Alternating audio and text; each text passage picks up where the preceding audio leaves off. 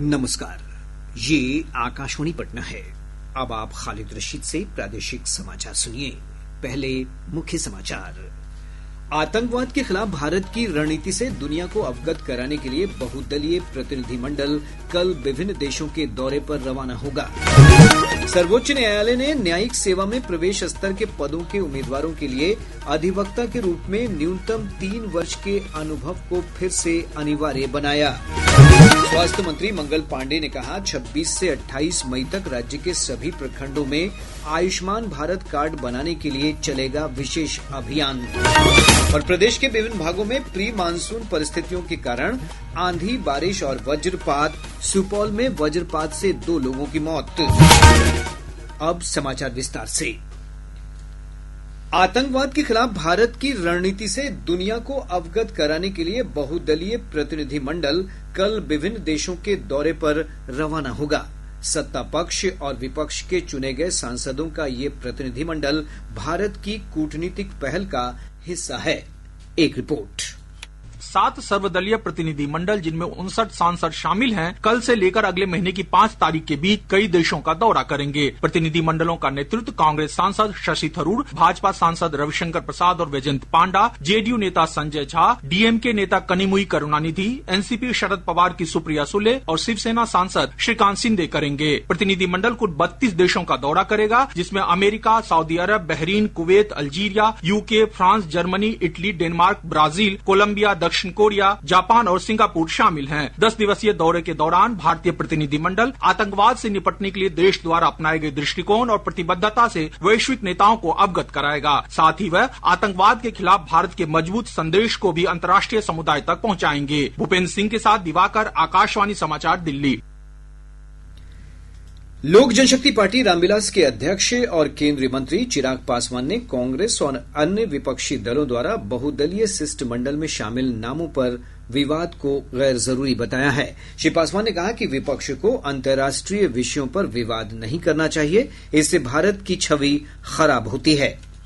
और जब अंतर्राष्ट्रीय विषयों पर आप इस तरीके से विवाद खड़ा कीजिएगा तो भारत की किस तरीके की छवि इंटरनेशनल प्लेटफॉर्म पे आप दे रहे हैं। और इन लोगों को तकलीफ इस बात की है कि इनके चहीते गुट का जो इनके सामने गणेश परिक्रमा करते हैं, उन लोगों का नाम नहीं दिया जा रहा है और ऐसे लोगों का नाम दिया जा रहा है जो कि सही में काबिल हैं, काबिलियत रखते हैं, अंतर्राष्ट्रीय मंच पर भारत की बातों को रखने के लिए सामर्थ्य है, उन लोगों का नाम दिया जा रहा है।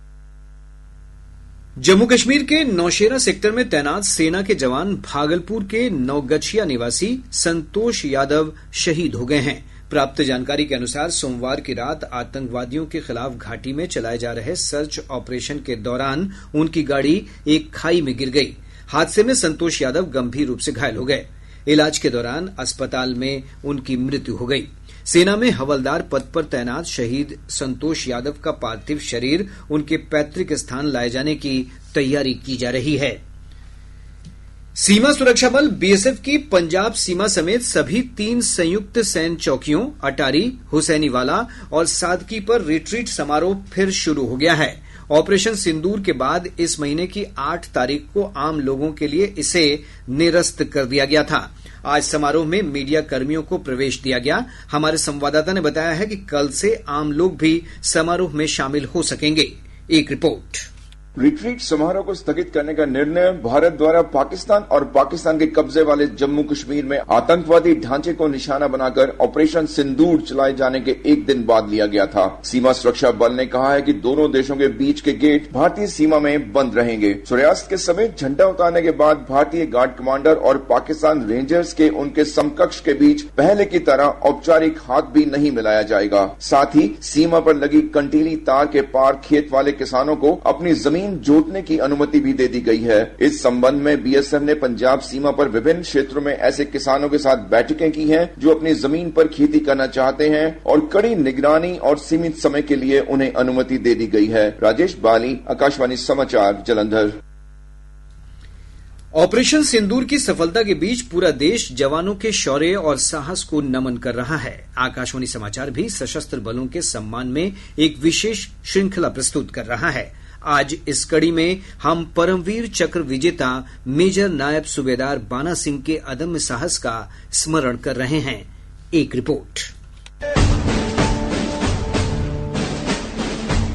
जम्मू जिले के निवासी नायब सूबेदार बाना सिंह जनवरी 1969 में 8 जम्मू कश्मीर लाइट इन्फेंट्री में भर्ती हुए थे। जून 1987 में 8 जम्मू कश्मीर लाइट इन्फेंट्री को सियाचिन क्षेत्र में तैनात किया गया था। बड़ी संख्या में पाकिस्तानी घुसपैठिए इस इलाके में घुस आए थे। इन घुसपैठियों को खदेड़ना जरूरी था और इसके लिए एक विशेष टास्क फोर्स का गठन किया गया। नायब सूबेदार बाना सिंह ने स्वेच्छा से फोर्स में शामिल होने की पेशकश की। पाकिस्तानी घुसपैठ 6500 मीटर की ऊंचाई पर हुई थी। यह जगह वस्तुतः एक अवैध ग्लेशियर किला थी जिसके दोनों ओर 457 मीटर ऊंची बर्फ की दीवारें थी। नायब सूबेदार बाना सिंह अपनी टीम के साथ बेहद मुश्किल और खतरनाक रास्ते से उस जगह पहुंचते हुए दुश्मन पर हमला किया और उसे घेर लिया। हथगोले फेंकते हुए हमला करते हुए उन्होंने सभी घुसपैठियों को खदेड़ दिया। उन्होंने अपने अदम्य साहस और नेतृत्व से अपने टीम को प्रेरित किया। प्रतिकूल परिस्थितियों में असाधारण वीरता और नेतृत्व के लिए नायब सूबेदार बाना सिंह को परमवीर चक्र से सम्मानित किया गया। राष्ट्र उनकी बहादुरी को सलाम करता है। अनुपम मिश्र, आकाशवाणी समाचार, दिल्ली।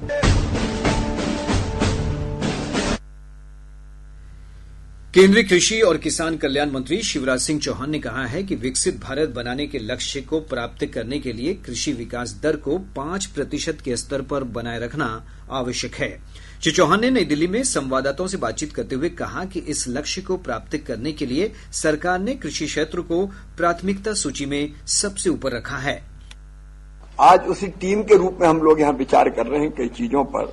अगर विकसित भारत के लक्ष्यों को हमको प्राप्त करना है 2047 तक कृषि के क्षेत्र में, तो हम मानते हैं कि 5% की एग्रीकल्चर ग्रोथ रेट हमको लगातार बनाए रखनी पड़ेगी। Agriculture and allied sector. और जो विचार मंथन अभी हो रहा है उसमें से ये निकल के आया कि ये संभव है, ये किया जा सकता है और निश्चित तौर पर हम ये करेंगे।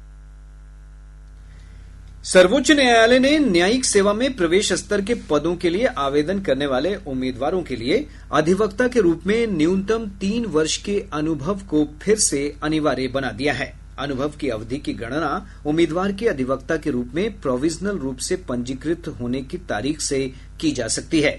अनुभव की यह अनिवार्यता योग्यता आज की तिथि से पहले उच्च न्यायालय द्वारा शुरू की जा चुकी भर्ती प्रक्रिया पर लागू नहीं होगी। ये केवल भविष्य की भर्तियों पर लागू होगी।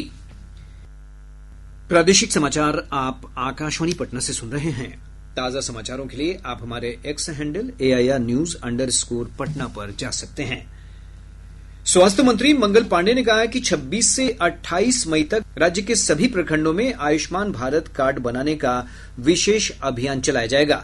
श्री पांडे ने पटना के बापू टावर में आयुष्मान भारत, प्रधानमंत्री जन आरोग्य योजना और मुख्यमंत्री जन आरोग्य योजना के तहत राज्य स्तरीय कार्यशाला को संबोधित करते हुए कहा कि योजनाओं का लाभ हर व्यक्ति तक पहुंचना चाहिए।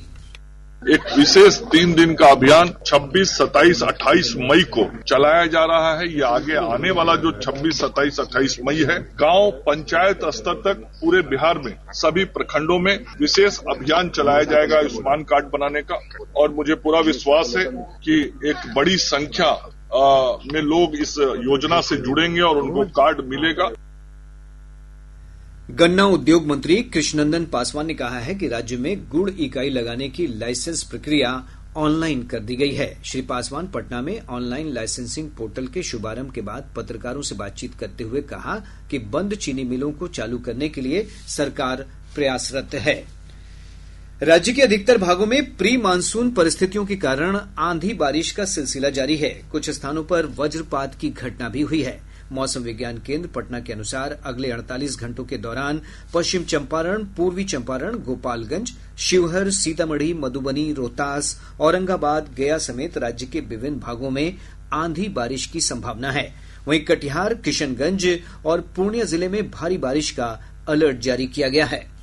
अगले 5 दिनों के दौरान अधिकतम एवं न्यूनतम तापमान में कोई विशेष परिवर्तन की संभावना नहीं है। दिनांक 21 मई 2025 को राज्य के पश्चिम चंपारण, पूर्वी चंपारण, शिवहर, सीतामढ़ी और मधुबनी जिलों के कुछ स्थानों पर मेघ गर्जन, वज्रपात और तेज हवा 50 से 60 किलोमीटर प्रति घंटा चलने की संभावना है। राज्य के शेष जिलों के 1 या 2 स्थानों पर मेघ गर्जन बटा वज्रपात और तेज हवा 40 से 50 किलोमीटर प्रति घंटा चलने की संभावना है। राज्य के कटिहार, किशनगंज और पूर्णिया जिले के 1 या 2 स्थानों पर भारी वर्षा होने की संभावना है। इधर सुपौल जिले के अलग अलग थाना क्षेत्रों में आज वज्रपात की चपेट में आकर 2 लोगों की मौत हो गई। जिले के करजाइन थाना क्षेत्र अंतर्गत बौराहा में एक अधेड़ व्यक्ति, जबकि त्रिवेणीगंज थाना क्षेत्र अंतर्गत गणेशपुर मलहनमा में एक युवक की मौत हो गई। बिहार राज्य आपदा प्रबंधन प्राधिकार ने खराब मौसम के दौरान लोगों से सतर्क और सावधान रहने की अपील की है। बेगूसराय में स्पेशल टास्क फोर्स ने मुठभेड़ के बाद कुख्यात अपराधी रणवीर महतो को गिरफ्तार कर लिया है। जानकारी के अनुसार मुठभेड़ के दौरान पुलिस की गोली से रणवीर महतो घायल हो गया। पुलिस ने पकड़े गए अपराधी के पास से हथियार और कारतूस बरामद किया है। केंद्रीय औद्योगिक सुरक्षा बल सीआईएसएफ की महिला उप निरीक्षक गीता समोटा ने माउंट एवरेस्ट पर चढ़ाई कर इतिहास रच दिया है। वह ऐसा करने वाली सीआईएसएफ की पहली अधिकारी हैं। सीआईएसएफ ने कहा है कि गीता समोटा की उपलब्धि सीआईएसएफ के साथ ही पूरे देश के लिए गौरव की बात है। सुरक्षा बल ने कहा है कि गीता ने सिर्फ माउंट एवरेस्ट को ही फतह नहीं किया है, बल्कि उस सोच पर भी जीत पाई है जिसमें यह माना जाता रहा है कि पर्वतारोहण जैसा क्षेत्र महिलाओं के लिए नहीं है। बिहार क्रिकेट एसोसिएशन की ओर से आयोजित Shyamal Sinha under 16 one day cricket trophy में नालंदा ने गया को 6 विकेट से पराजित कर दिया। बिहार शरीफ में खेले गए मुकाबले में गया की टीम ने पहले बल्लेबाजी करते हुए 44.4 ओवर में सभी विकेट खोकर 167 रन बनाए। नालंदा ने 41.5 ओवर में 4 विकेट खोकर यह लक्ष्य हासिल कर लिया। नालंदा की ओर से अगस्त्य प्रमोद कुमार ने 128 गेंदों में 11 चौके की मदद से नाबाद 74 रन बनाए। बिहार अन्वेषण ब्यूरो की टीम ने समस्तीपुर सदर अस्पताल के हेल्थ मैनेजर विश्वजीत रामानंद को शव वाहन के चालक जयराम सिंह से 4,000 रुपए रिश्वत लेते रंगे हाथ गिरफ्तार कर लिया। मधुबनी जिले के फूलपरास थाना क्षेत्र अंतर्गत लोहिया चौक के पास एक बस और पिकअप वाहन के बीच भीषण टक्कर में बस पर सवार 8 लोग घायल हो गए। कैमूर जिले के भभुआ में अपराधियों ने पेट्रोल पंप कर्मी मनोज बैठा की गोली मारकर हत्या कर दी।